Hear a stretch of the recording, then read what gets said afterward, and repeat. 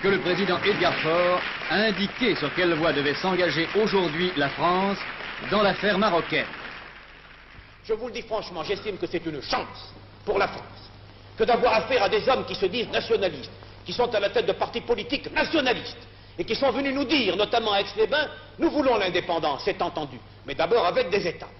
Et même quand nous l'aurons acquise, nous ne voulons pas nous séparer de la France.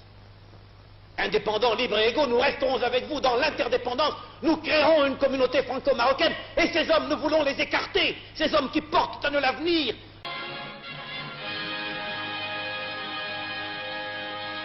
À Celles-Saint-Cloud, Sidi Mohamed Ben Youssef, arrivé de Nice, rencontrait devant une nuée de caméras de tout calibre M. Antoine Pinet, venu spécialement de Genève.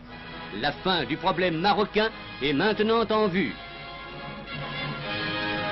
En même temps que M. Antoine Pinet reconnaissait au nom du gouvernement français Sidi Mohamed Ben Youssef comme souverain du Maroc. Dès le lendemain, à l'Arc de l'Étoile, le souverain accomplissait le premier acte solennel de son nouveau règne en allant s'incliner sur la tombe du soldat inconnu. De journalistes et de cinéastes ont envahi le pavillon Henri IV à Saint-Germain pour fixer l'acte spectaculaire de la réconciliation marocaine. S'inclinant par 3 fois au pied de celui dont il avait été l'adversaire le plus irréductible, le pacha de Marrakech a écrire succinctement comme suit. Le Maroc, je ne le conçois pas éloigné ou séparé de la France.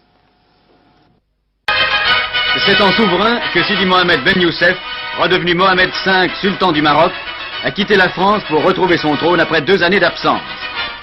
Accompagné de ses fils, le sultan a pris l'avion mis à sa disposition par le gouvernement français, après avoir remercié le peuple français de son accueil et affirmé la continuité de l'amitié franco-marocaine.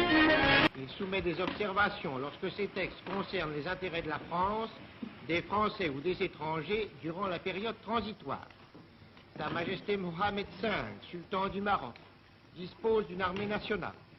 La France prête son assistance au Maroc pour la constitution de cette armée. Le statut actuel de l'armée française au Maroc demeure inchangé durant la période transitoire.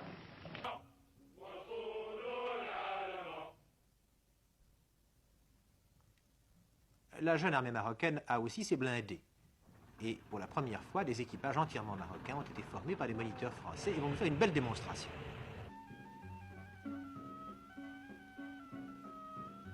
Des moniteurs forment le futur spécialiste des transmissions. Les policiers veillent à la sécurité. Les motards, comme dans toutes les capitales d'Europe, et ce sont les motards français qui encadrent le souverain, et les jeunes moniteurs, qu'ils soient de la jeunesse et des sports ou de l'armée royale, sont là pour former aussi les futurs cadres marocains.